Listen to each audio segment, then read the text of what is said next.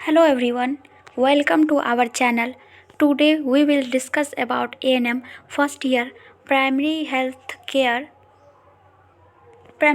nursing chapter immunity and defense mechanism, यानी इसका हिंदी होगा रोग क्षमता एवं शरीर रक्षात्मक प्रतिक्रिया। इसके लिए सबसे पहले हमारा ये जानना पड़ेगा कि इम्यूनिटी किसे कहते हैं। तो इम्यूनिटी जानने के लिए आपको सबसे पहले दो टर्म जानना होगा, एंटीजन और एंटीबॉडी। एंटीजन किसे कहते हैं? एंटीजन यानी प्रतिजन, कोई भी ऐसा पदार्थ या जीवाणु या कोई अन्य जो अनुकूल परिस्थितियों में रोग का उत्पादन करता है या रोग उत्पादन करने में प्रोत्साहित करता है, उसे एंटीजन कहते हैं। यानी एंटीजन रोग उत्पन्न करने वाले माइक्रो ऑर्गेनिज्म को एंटीजन कहते हैं। और एंटीबॉडी किसे कहते हैं? एंटीबॉडी एंटीजन की प्रतिक्रिया से उत्पन्न होता है जो रोग को शरीर से बाहर निकालने में सहायता करता है या उसे मार देता है, उसे एंटीबॉडी कहते हैं। तो इम्यूनिटी किसे कहते हैं? तो रोग कारक यानी एंटीजन के शरीर में प्रवेश होने पर शरीर द्वारा उसके प्रति प्रतिरोधक तत्व यानी एंटीबॉडी का निर्माण कर उन्हें नष्ट कर देना ही इम्यूनिटी कहलाता है। यानी हमारे शरीर में कोई एंटीजन आएगा तो हमारा शरीर उस एंटीजन को मारने के लिए एंटीबॉडी का निर्माण करेगा और इस होल कंप्लीट प्रोसेस को ही हम इम्यूनिटी कहते हैं। नेक्स्ट है आपका बॉडी डिफेंस मैकेनिज्म, यानी बॉडी डिफेंस मैकेनिज्म किसे कहते हैं? तो व्यक्ति के शरीर की रोगाणुओं से लड़ने की क्षमता या इम्यूनिटी को ही बॉडी डिफेंस मैकेनिज्म कहते हैं। ये दो प्रकार के होते हैं। पहला नॉन स्पेसिफिक डिफेंस मैकेनिज्म यानी अवशिष्ट प्रतिरक्षा क्रियाविधि। दूसरा है स्पेसिफिक इम्यून रिस्पॉन्स यानी विशिष्ट प्रतिरक्षा अनुक्रियाएं। तो नॉन स्पेसिफिक डिफेंस मैकेनिज्म के अंतर्गत वो आते हैं जो संक्रमण को पहले से ही रोकती है, उसे नॉन स्पेसिफिक डिफेंस मैकेनिज्म कहते हैं। ये 3 स्टेप में किया जाता है। पहला है प्रिवेंशन ऑफ इन्वेजन यानी रोगाक्रम की रोकथाम।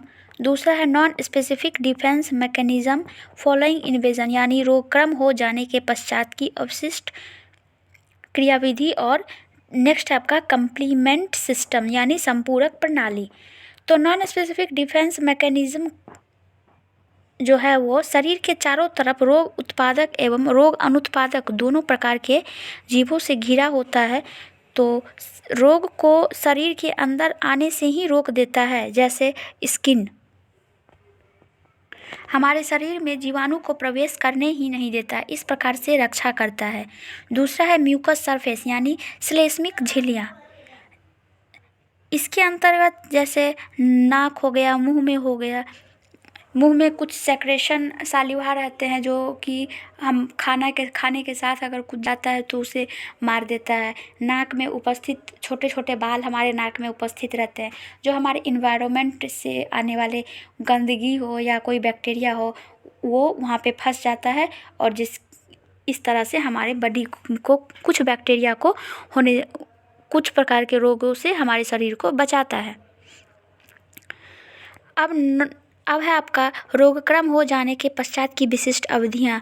जैसे अगर हमें कभी चोट लग जाता है तो अगर चोट लग गया तो उस जगह पर लाली आ जाता है या सूजन हो जाता है या टेंडरनेस या पेन होता है, तो उसमें आरबीसी ब्लड में डब्ल्यूबीसी के द्वारा फेगोसाइटोसिस ऊतक में पहुंचकर सूक्ष्म जीव का भक्षण कर हमारे शरीर को अन्य रोगों से बचाती है। ये हमारा नॉन स्पेसिफिक डिफेंस मैकेनिज्म के अंतर्गत आता है। अब हम बात करें स्पेसिफिक इम्यून रिस्पॉन्स की, तो इसके अंतर्गत यह किसी विशेष कम्युनिकेबल डिजीज के प्रति प्रतिरक्षा उत्पन्न करती है, उसे स्पेसिफिक इम्यून रिस्पॉन्स कहते हैं। जैसे पोलियो के लिए पोलियो बीमारी के लिए पोलियोमाइलाइटिस टीका का लगाया जाता है, मीजल्स का टीका लगाया जाता है, टीबी के लिए बीसीजी का टीका लगाया जाता है। ये सब स्पेसिफिक इम्यून रिस्पॉन्स के अंतर्गत आता है। और नॉन स्पेसिफिक डिफेंस मैकेनिज्म के अंदर स्किन आता है, म्यूकस आता है, सेक्रेशन आता है, जो इस सब से हमारे शरीर को, बीमारियों से हमारे शरीर को बचाती है। Non specific defence mechanism. अब हम टाइप्स ऑफ इम्यूनिटी के बारे में पढ़ेंगे। पहला है आपका इनेट, दूसरा है एक्वायर्ड। इनेट यह जन्मजात होता है और एक्वायर्ड अर्जित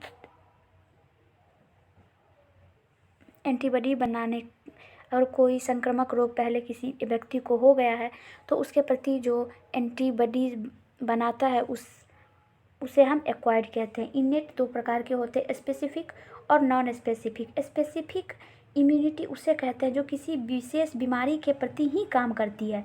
जैसे टीबी रोग अगर होता है, टीबी रोग से बचाने के लिए बीसीजी का टीका लगाया जाता है, तो ये एक प्रकार के बच्चे को इम्यूनिटी प्रदान की जाती है। और ये बीसीजी सभी बीमारी से ये टीका सभी बीमारी से बच्चे को नहीं बचाएगी, ये सिर्फ टीबी से ही बचाएगा। इसे ही हम स्पेसिफिक इम्यूनिटी कहते हैं। नॉन स्पेसिफिक इम्यूनिटी उसे कहते हैं जो हर बीमारी से उस बच्चे को बचाएगा या उस कोई इंसान को बचाता है जो प्रतिरक्षा प्रणाली, उसे हम नॉन स्पेसिफिक कहते हैं। एक्वायर्ड यानी अर्जित दो प्रकार के से पहला एक्टिव, दूसरा पैसिव।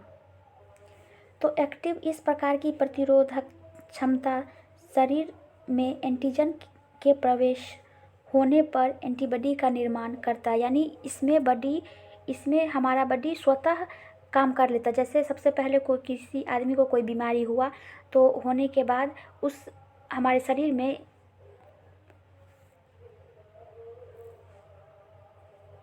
स्वतः एंटीबॉडी बना लेगा, उसे ही एक्टिव कहते हैं। और पैसिव इम्यूनिटी में हमारा शरीर का कोई योगदान नहीं रहता है।